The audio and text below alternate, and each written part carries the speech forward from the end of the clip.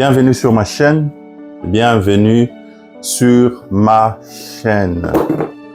Mon nom c'est Pascal Moukadi. Si c'est ta première fois de tomber sur ma chaîne, je te conseillerais de suivre les épisodes passés parce que ça va te recadrer à comprendre sur quoi je parle, quel est mon style et pourquoi je fais ceci.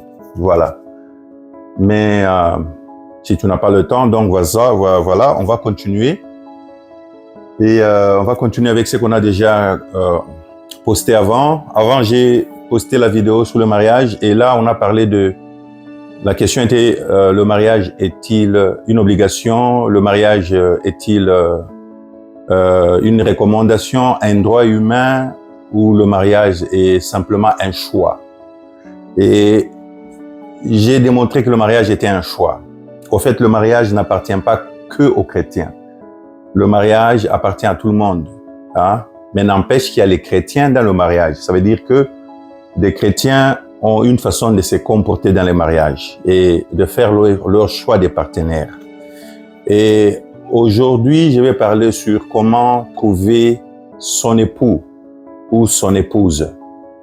Je crois que aujourd'hui dans l'Église, quand on parle sur comment trouver l'époux, les critères qu'on relève pour trouver l'époux ou l'épouse, c'est tellement lié aux critères mondains que je crois que beaucoup maintenant de chrétiens, chrétiennes essayent de passer par les critères mondains pour trouver leur partenaire.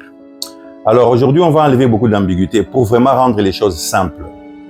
Moi, je suis pour la simplicité. Je ne suis pas derrière, comment on dit, je ne cherche pas ce qu'on appelle le fame, donc la popularité. Je n'ai pas une église là où j'ai des membres que je peux perdre. Je ne cherche pas la dîme pour garnir ma vie, donc je ne suis pas dans une obligation de dire certaines choses pour faire plaisir. Ici, c'est pourquoi j'ai demandé sur ma première vidéo, parce que la première vidéo que j'ai postée quand le Saint-Esprit m'avait relevé, donné cette responsabilité, j'ai bien dit, je vais parler des choses fortes, des choses sensibles, qui fâchent, et des fois que les églises et les pasteurs évitent de toucher parce que ils craignent de perdre leur congrégation, leur popularité. Moi, je n'ai pas ça. Moi, je ne suis pas lié à une église où je suis obligé de suivre un schéma où on me dit de dire des choses pour faire plaisir, ne pas perdre la masse. Non, je ne suis pas dans ce cadre-là. Donc, je parle en tant que chrétien, j'ouvre les yeux sur certains trucs que je trouve que moi, personnellement, sur mes 50 ans, 20 ans de chrétienté, j'ai trouvé que ça ne marche pas. Et pourquoi continuer à perpétuer ces mensonges? Les critères de choix pour l'époux dont on parle beaucoup dans l'église aujourd'hui, tu trouveras beaucoup de pasteurs qui parlent de s'il n'a pas de travail, hein, déjà n'est pas un bon choix. Il doit avoir un travail. Et ils vont utiliser Genèse, là où Dieu d'abord a donné du travail à Adam et c'est après que il lui a donné la femme. Ce sont des bêtises. Si tout le monde pouvait avoir l'opportunité qu'Abraham avait, d'avoir tout, et juste aller garnir le jardin, Abraham n'avait pas besoin d'un salaire, il ne pouvait pas énerver un patron, il n'avait pas besoin de CV, il ne rentrait pas à 17h à la maison, sortir tout le matin, aller chercher le pain. Non. Et même n'empêche, malgré tout ça, qui l'a dévié de ces bonheurs-là? C'est sa femme. C'est la même femme-là dont on veut utiliser dans Genèse comme critère. Non. Si tu pars là, déjà, tu trompes beaucoup. Tu te trompes sur beaucoup d'éléments. Tu ne peux pas aller là-bas. Jésus a dit, dans le livre de Matthieu, il a dit, hein, quand on lui avait posé une question, il a dit sur le mariage, il a parlé de, il répondait à une question où on lui demandait, il y avait beaucoup de frères, leur culture de l'époque, c'était quand tu te maries, tu meurs sans avoir un enfant, ton frère prend ta femme, essaie de donner un enfant qui va porter ton nom et continuer ta progéniture. Et elle a dit à 7 frères et tous sont passés sont mariés avec la même femme, sont tous morts. À qui sera la femme? Jésus a dit, il n'y a pas de mariage au paradis. On sera comme des anges. Donc, et il a parlé aussi, ne commettez pas d'erreur. Hein? Le mariage n'était pas comme ça au début. Il n'était pas comme ça au début. L'intention, quand on lui avait demandé des divorces, le certificat de divorce que Moïse avait donné comme permission aux gens pour divorcer leurs femmes, Jésus leur dit, il a donné ça à cause de vos cœurs qui sont devenus endurcis. C'est à cause de l'endurcissement de vos cœurs que Moïse vous a donné cette recommandation. Mais ce n'était pas comme ça au début. Et il s'est retourné toujours vers les commencements. Donc, quand vous allez dans le commencement, quand vous voyez le plan de Dieu, le plan de Dieu, c'était que l'homme d'abord aille manger à l'arbre de la vie. Mais l'homme est parti manger à l'arbre de la connaissance du bon et du mauvais. Et quand Jésus dit que ce n'était pas comme ça l'intention de Dieu au début, c'est que Dieu ne pouvait pas commencer avec l'homme, lui donner l'obligation. Dieu lui devait donner le choix. Et l'homme a choisi de faire la marche lui-même. C'est pourquoi l'arbre de la vie n'a pas été touché, qui était Jésus lui-même. Alors, quand Jésus dit que ce n'était pas comme ça au début, au commencement, il dit ce n'était pas l'intention de Dieu, mais l'homme a choisi autrement. Donc, tout ce qu'on prend comme mariage aujourd'hui, on arrive au point où il y a la dot et la pré-dot, le prix des grands-pères, des oncles, tout ce qu'on a amené. Il faut savoir, c'est venu après la tombée de l'homme. C'est venu après l'échec de l'homme. C'est encore Dieu dans la réparation. Ce n'est pas Dieu dans l'intention. Alors, il ne faut pas qu'on mélange ce que Dieu avait dans l'intention avec ce que Dieu a fait dans la réparation. Les critères de la femme le plus proche que tu peux trouver, qui peut être utile pour aujourd'hui, hein, sans ajouter beaucoup d'ambiguïté, c'est aller dans Proverbe 18. Proverbe 18, vous allez voir, ça d'abord, Proverbe, c'est Salomon. Vous savez, si vous êtes chrétien, comment Salomon est arrivé sur la scène. Son papa avait tué quelqu'un, il a pris la femme Bathsheba.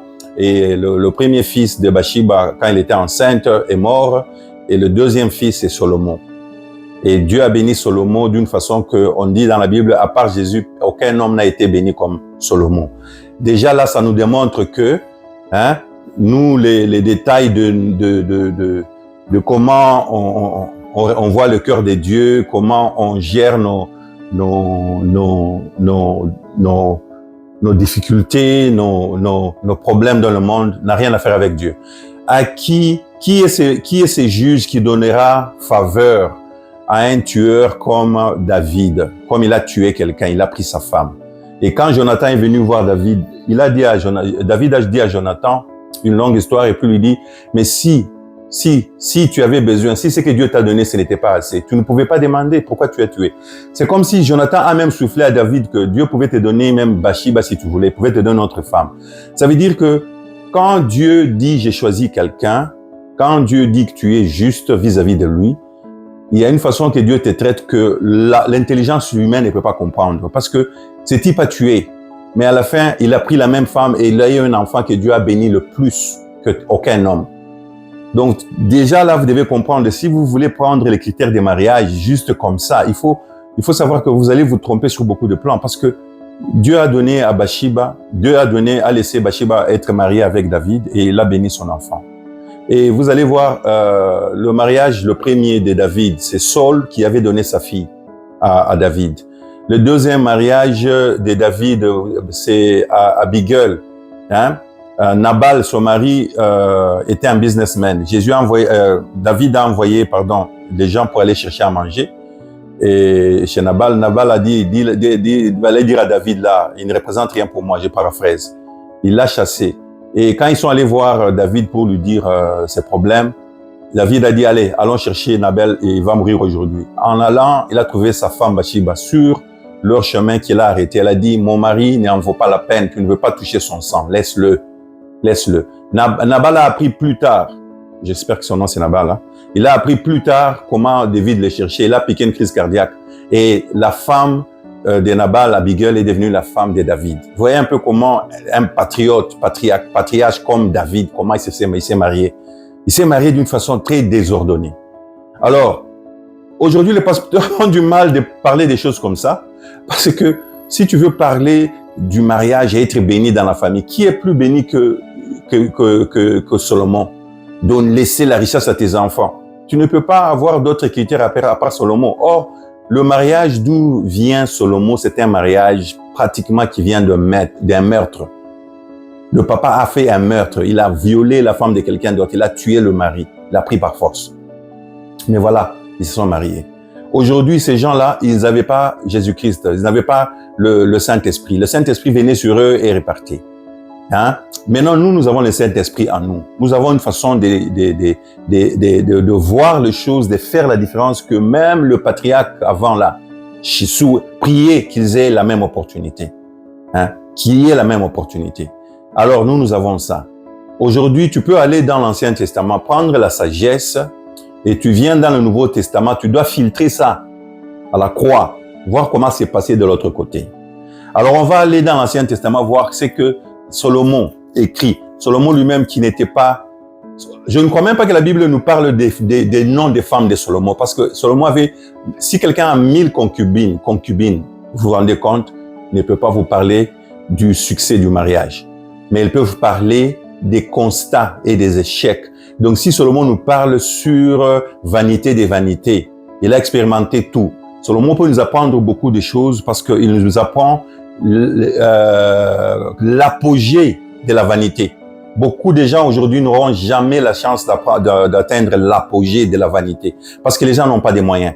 Les gens sont pauvres, tu ne peux pas atteindre la vanité. C'est pourquoi quand les gens se comportent comme s'ils sont bien chrétiens dans leur...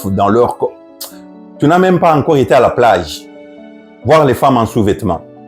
Et quand tu vois les gens, les femmes venir à l'église avec des jupes qui arrivent aux genoux, déjà pour toi c'est le péché. Quand tu partiras à Miami à la plage, qu'est-ce que tu vas raconter? Tu ne peux pas prêcher à la plage. Il y a même des cultures là où les gens se promènent nus. Donc s'il faut prêcher la parole de Dieu, il faudra aussi qu'il y ait des gens qui aillent là-bas. Alors arrêtez.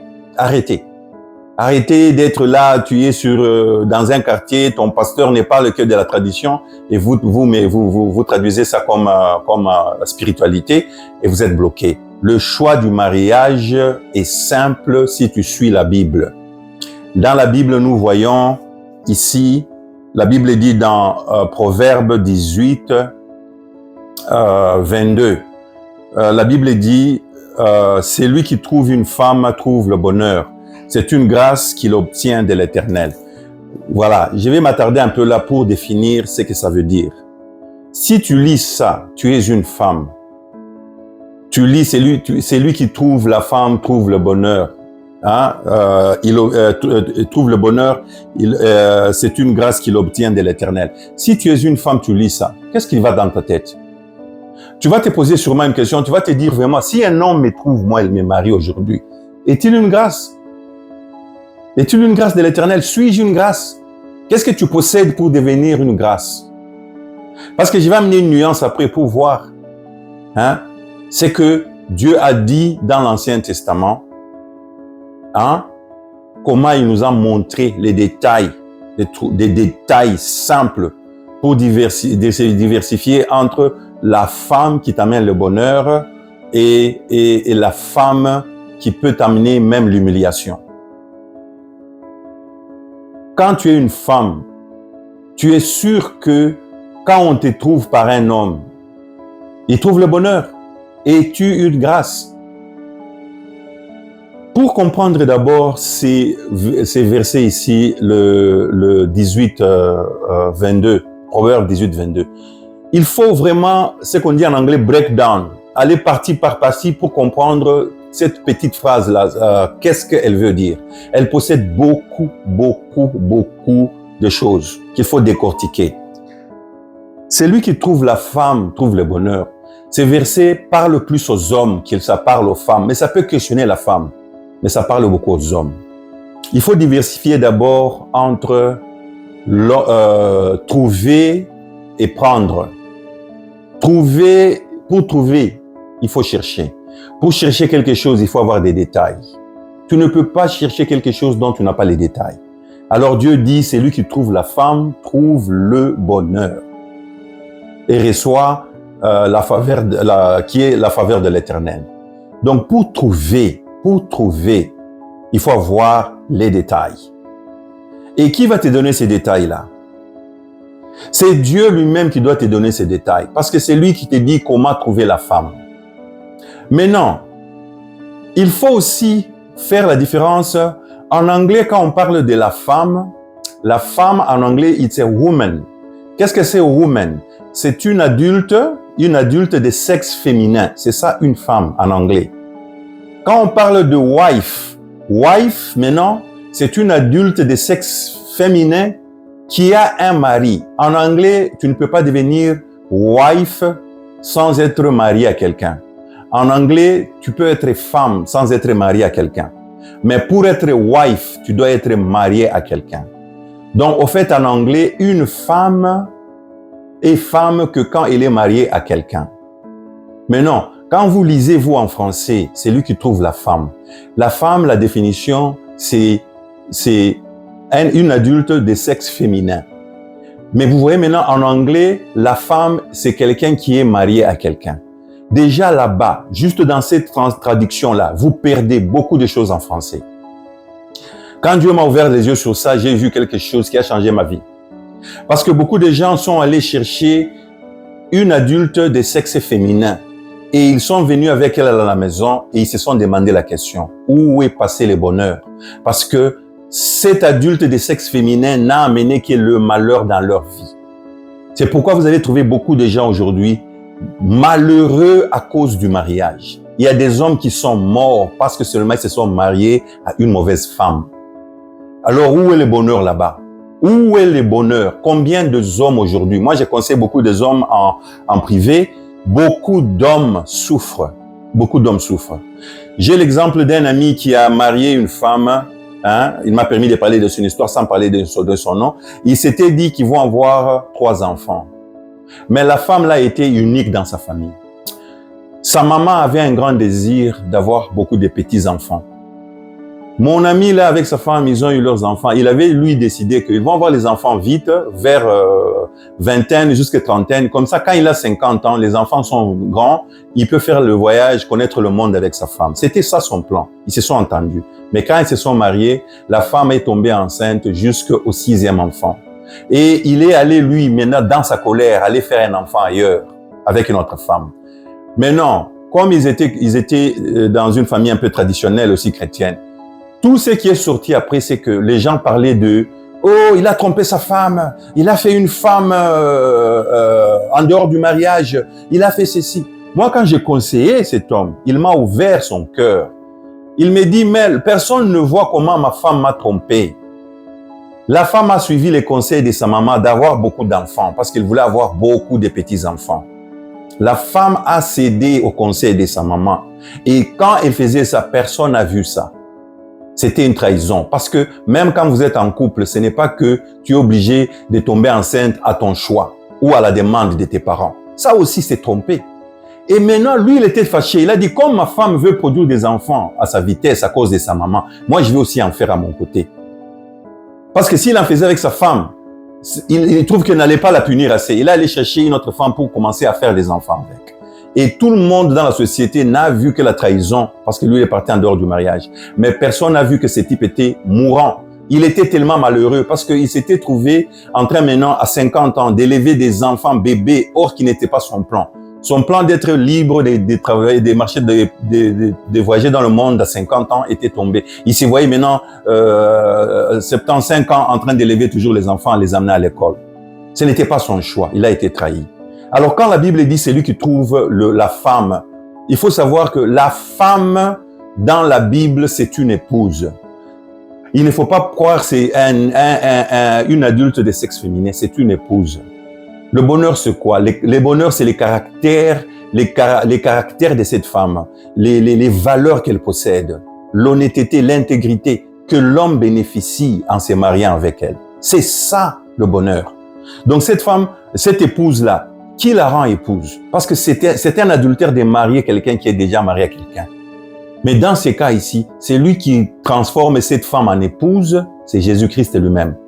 C'est Jésus qui prépare cette femme qui se donne à Jésus, elle-même volontairement.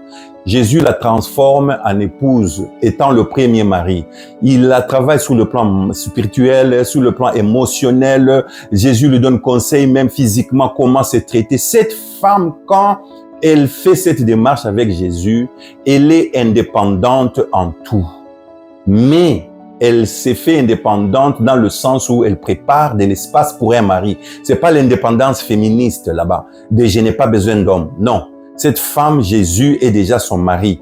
L'homme ne viendra que bénéficier de ce que Jésus a déposé dans cette femme. Parce que Jésus dépose en cette femme toutes les valeurs, tous les bonheurs que l'homme va bénéficier en se mariant à cette femme. C'est pourquoi quand vous dites en français une femme et en anglais une femme c'est une wife, une épouse, il y a déjà là-bas un grand décalage. Beaucoup de gens ont amené des femmes dans leur maison. Mon cher, tu peux être dans le garage, dormir dans ton garage, faire tout dans ton garage, tu ne deviendras jamais une voiture. Dieu ne peut pas laisser à l'homme mortel la responsabilité de transformer une femme en épouse. Une femme ne devient pas épouse parce que tu l'as amenée dans ta maison. Elle est à la cuisine, elle te fait manger. Ou vous allez dans le lit ensemble. Ou elle produit des enfants. Non. Une femme n'est épouse que quand elle se donne à Jésus, elle-même et vouloir se faire transformer. Jésus lui enlève tout ce qui est mondain là, tout ce qui est traditionnel, qui n'est pas en rapport avec la spiritualité. Toute la sorcellerie là qu'elle a accumulée dans la société, Jésus enlève ça. Maintenant, ça devient une épouse. C'est cette épouse qui possède la sagesse de Jésus qui va te rendre heureux. Le reste, ça ne marchera pas. Parce que ça sera une ouverture pour Satan d'entrer, même si tu es chrétien. Comme elle n'a pas été investie par Jésus, Satan va toujours l'utiliser pour t'emmerder. C'est pourquoi beaucoup de chrétiens aujourd'hui, des hommes sincères, j'en faisais partie pendant longtemps, je ne trouvais que des femmes qui ne me donnaient pas la paix dans le cœur, jusqu'à ce que j'ai eu cette révélation.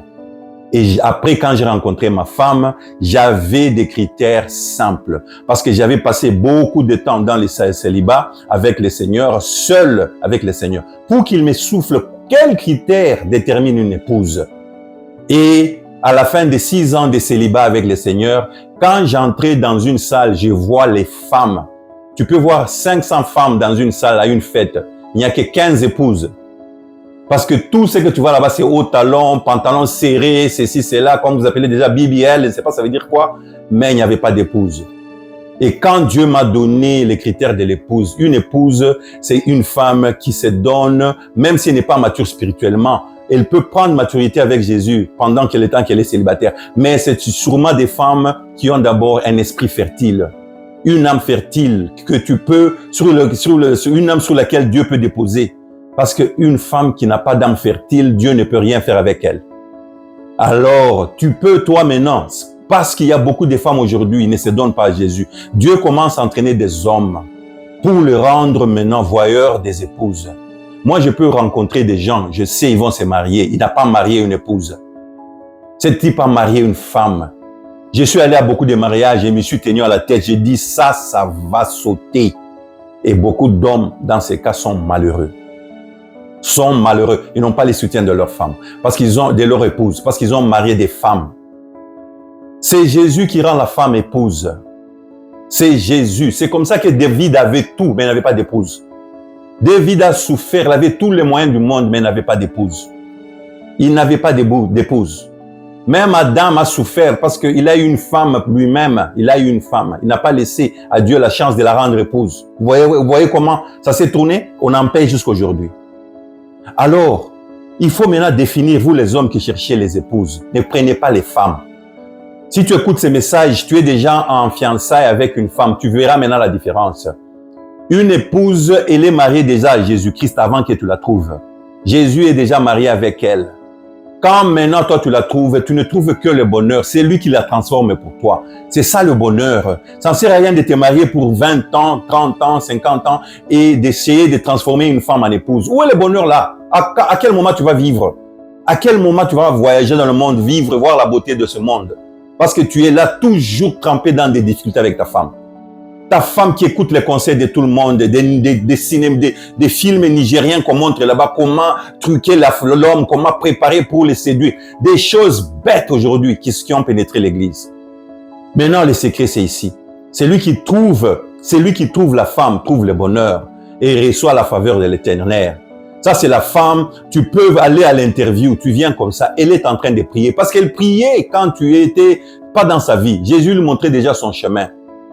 C'est une femme, tu viens, tu lui dis, j'ai trouvé ce travail, on m'a accepté, elle te dit, Seigneur, mon mari, je sais qu'on a des problèmes, mais quand j'ai prié mon père, j'ai trouvé que le travail là où on t'a accepté, ce n'est pas toi. Tu vois là où toi tu n'étais pas content là, c'est là où il y a notre avenir. Toi tu dis, mais ici on donne les salaires 5 fois plus, comment on peut aller travailler là-bas, ma femme? Et te dit, mon Seigneur, mon mari, fais-moi confiance. Hein? Tu suis son conseil là, de rester là où il y a les petits salaires, et le patron là tu voulais fuir.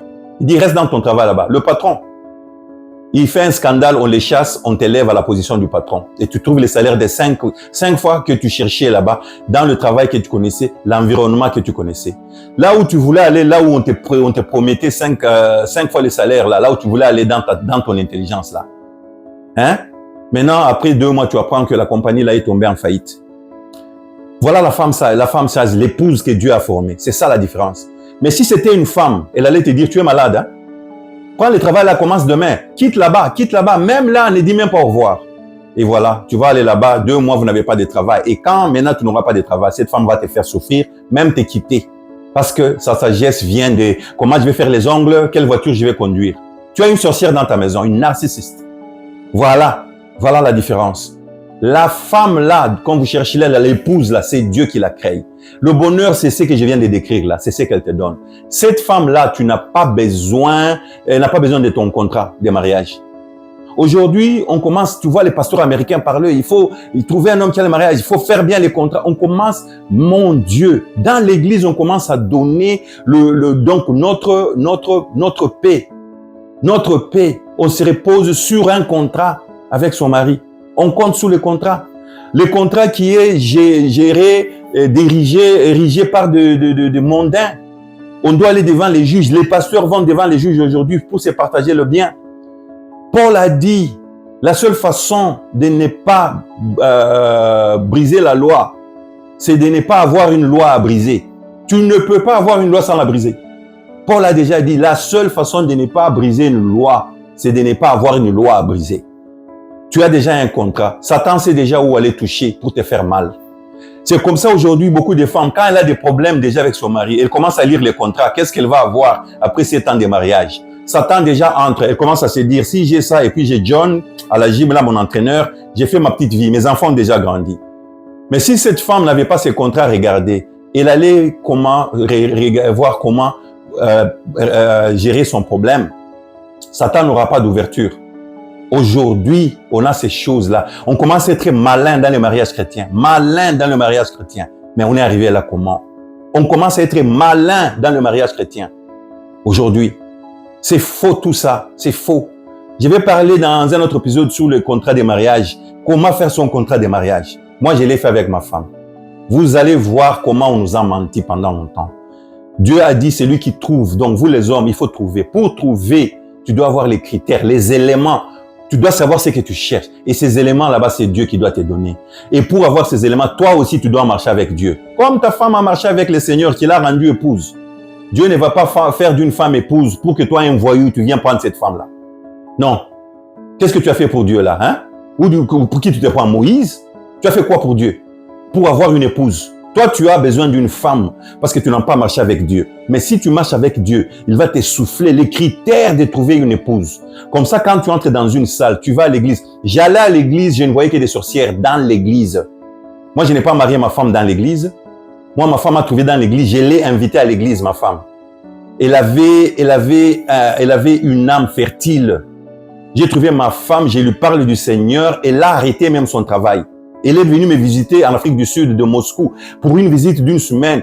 On commençait à parler de Dieu. Elle a arrêté son travail. Elle a dit, je vais passer 1 mois, apprends-moi la Bible avant que je rentre. Quand elle a fait ça, Dieu m'a dit, ça c'est une femme. Ne la laisse pas partir. Ça c'est une femme. Dieu m'a soufflé. Elle voulait rester juste apprendre la Bible. Elle me disait, je ne sais même pas, il y a une vérité comme ça qui existe dans le monde.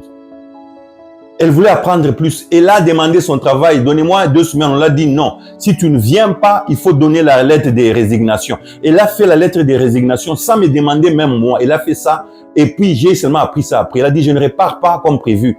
Veux-tu continuer à m'apprendre la Bible, s'il te plaît? Je vais trouver un autre mari. Un autre travail quand je vais rentrer. Il y a beaucoup de boulot. D'ailleurs, moi, ma patronne n'était pas gentille avec moi. Ça, c'est une opportunité de changer de boulot. Mais elle me dit, mais trouver un homme qui va m'apprendre la Bible comme ça encore. Je ne sais pas où je vais trouver. Je crois que c'est une opportunité unique. Alors, je reste un peu pour apprendre la Bible. Ne t'en fais pas, j'ai trouvé un autre travail. Quand elle a dit ça, mon cœur s'est ouvert, j'ai vu ma femme. Et j'ai commencé à déposer en elle. Mais, je vous dis, il a fallu encore quelques mêmes mois pour que vraiment Dieu me montre ouvertement. Si tu laisses cette femme, tu vas trouver une autre peut-être, mais alors tu cherches quoi? Il m'a posé la question. Il m'a dit, voilà, c'est ça les critères d'une femme. Hein? J'ai déposé beaucoup à ma femme et aujourd'hui, j'en reçois. Elle est fertile. Elle peut encaisser. J'ai dit cela pourquoi? Parce que tu peux trouver une femme fertile, mais elle n'a pas la sagesse déjà de la femme des Proverbes 31. Là, on va aller pour trouver quand une femme devient épouse, quels sont les critères que cette femme possède? Parce que la femme des Proverbes 18, elle est partie dans Proverbe 31. Elle a pris maintenant une autre ampleur, cette femme. Elle a pris maturité. Ici, on nous demande comment la choisir. Et dans 18, dans 31, on voit comment cette femme maintenant se manifeste sur la scène de mariage. Tu vois le bonheur de l'homme. Que beaucoup de gens aujourd'hui ne savent même pas que ça existe. Dieu a dit, trouve la femme. Pour trouver, il faut chercher. Mais quand tu cherches sans éléments, tu ne sais pas quand chercher et quoi trouver. Les critères, c'est Dieu qui te donne. Trouver, il faut chercher. Si je te dis, cherche-moi un couteau. Je dois te dire, c'est le couteau de viande, de pain ou le couteau de légumes, le couteau des fruits, le couteau. Je ne peux pas juste te dire, cherche-moi un couteau. Trouve-moi un couteau. Je dois te donner des détails. Mais si je te dis, amène-moi, prends un couteau, amène-moi. Prends un couteau. Juste un couteau. Je ne te donne pas des détails parce que là, je te dis juste, c'est un instrument à couper, mais ce n'est pas important lequel. Mais si je te dis, trouve-moi, cherche, je vais chercher. Je dois te donner un détail. Pour chercher quoi? Pour faire la différence. Nous allons voir plus tard qu'est-ce que Dieu a dit à Osée. Dieu a dit à Osée, prends une prostituée. Là, il n'a pas donné de détails. Il a dit, prends une femme prostituée. Là, c'est la femme. Ça, ce n'est pas une épouse. Parce que Jésus n'a pas entraîné cette femme. Si Jésus avait entraîné Gomar n'allait pas être une prostituée. Là, c'est une femme. Là, ce n'est pas une épouse. C'est pourquoi Dieu a dit, prends n'importe laquelle. Prends une prostituée. Parce que là, c'est comme si je t'ai dit, amène-moi un couteau, quel que soit le couteau. Je vais juste maintenant te montrer le couteau, c'est un couteau, ça coupe. Ça coupe le pain. Là, non, c'est pas ça, là, je cherche. Ça coupe, c'est ça un couteau. Là, c'est ça une femme. Prends une prostituée. Parce que ce que Dieu voulait juste, c'est que il amène que Gomer va chercher une adulte de sexe féminin pour lui produire des enfants que Dieu allait utiliser comme métaphore pour dire l'Israël, j'aime Israël malgré qu'elle est prostituée, je prendrai ses enfants. Ça, c'était pour montrer un exemple. Voilà la différence. Mais dans Proverbe 18, Dieu a dit, c'est lui qui trouve la femme, trouve le bonheur. Gomer n'a pas trouvé le bonheur. Il a beaucoup souffert parce que sa femme l'a beaucoup humilié.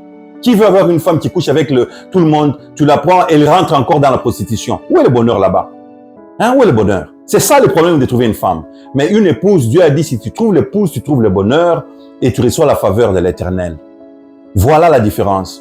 Maintenant, pour trouver, il faut passer le temps avec Dieu. Vous, les hommes, passe le temps avec Dieu. Il n'y a que Dieu qui va te donner les détails, les critères pour trouver l'épouse, qui lui-même a déjà entraîné, parce qu'en elle est caché des grands secrets dont tu vas bénéficier en étant avec elle. Voilà la différence entre une femme et une épouse. Vous les femmes, votre devoir, c'est de vous donner à Jésus, qu'il vous transforme en épouse pour que vous arrêtiez de faire souffrir les hommes, vous les femmes dans l'église. Les critères là qu'on vous donne, que la femme trouve un homme avec la clé des voitures là. C'est pourquoi aujourd'hui Satan envoie des hommes à l'église prendre les femmes qui ont de bonnes intentions. Parce qu'il a le travail, il a les muscles. Maintenant tu viens à la maison et dimanche cet homme n'a pas le temps d'aller à l'église parce que il doit toujours travailler et travailler plus fort pour toujours avoir l'argent pour te maintenir. Parce que c'est sur ces critères que tu l'as accepté. Maintenant, vous allez encore dans la même église, le même pasteur là, le fou là, hein, il vous dit, où sont vos maris? Il n'y a que les femmes qui viennent à l'église. Monsieur le pasteur, tu as oublié. Tu as dit aux femmes là-bas, il faut trouver les gens avec les boulots. Maintenant, dans le monde ici des compétitions, ces hommes-là doivent travailler minuit à minuit pour maintenir leurs femmes, parce que c'est les critères que toi tu as donnés. Parce que tu as dit ça pour que les femmes t'amènent la dîme à l'église. C'est pourquoi tu as dit aux femmes, les hommes avec le travail, pour que ça t'amène la dîme à l'église. Maintenant, tu as la dîme, mais tu n'as pas l'âme de l'homme. Et tu trouves maintenant des familles là où l'homme travaille même les dimanches et la femme va à l'église seule avec ses enfants. Pas de bonheur. Parce que tout ce que vous avez utilisé comme détail préliminaire est faux. Vous vous asseyez sous les mensonges. Il faut que ça s'arrête. Il faut que ça s'arrête. C'est lui qui trouve la femme, trouve le bonheur. Le bonheur, c'est ce que Dieu a déposé en elle. Tu ne peux pas, toi, transformer la femme en épouse. Arrêtez de chercher les femmes, chercher les épouses. Dieu te donne les critères. Si tu la trouves, tu trouves le bonheur. Hein? La faveur est cachée en cette femme. Combien y en a-t-il que tu as rencontré dans la vie? Des femmes comme ça. Il y a très peu. Beaucoup de gens, s'ils sont honnêtes aujourd'hui, doivent parler. Ils se sont mariés avec des sorciers ou des sorcières. Arrêtez ça. C'est ça ce que ça veut dire. Maintenant, nous allons voir qu'est-ce que Osée, c'est que pardon, 31, c'est que, quels sont les critères de cette femme. Vous allez voir ce que la Bible décrit comme critères de cette femme. Hein? Cette femme qui a pris maturité, que Dieu a rendue épouse. Écoute maintenant. Hein? On dit qui peut trouver une femme virtueuse? Elle a bien plus de valeur que les perles. Le cœur de son mari a confiance en elle. Combien d'hommes aujourd'hui, vous n'avez pas confiance en votre femme? Ce n'est pas biblique. La Bible dit tu as confiance en elle. Hein? Hein? Elle produit, ne lui fait pas de défaut. Et le produit ne lui fait pas de défaut. Elle lui fait du bien. Elle produit et ne lui fait pas de défaut. Elle lui fait du bien et non du mal. Tous les jours de sa vie. Tous les jours de sa vie. Cette femme te rend heureuse tous les jours de ta vie. Vous allez voir, quand vous lisez plus tard, là, vous allez voir que cette femme a des affaires, elle a des business. Je vais juste continuer. Elle amène son pain de loin, donc elle travaille. Elle se lève lorsqu'il est encore nuit. Cette femme ne se réveille pas là à 9 h du matin, à 11 h, parce qu'elle regardait les films nigériens toute la nuit là.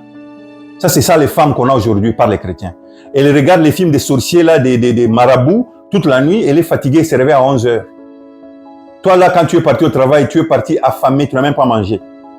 Parce que tu comprends ta femme là, elle ne peut pas faire ça pour toi. Elle t'a même déjà menti, le monde a changé, tu prépares, tu fais ton petit pain toi-même. Merci, continue à faire ton pain. Hein? Tu l'as voulu. Elle donne la nourriture à sa maison. Hein?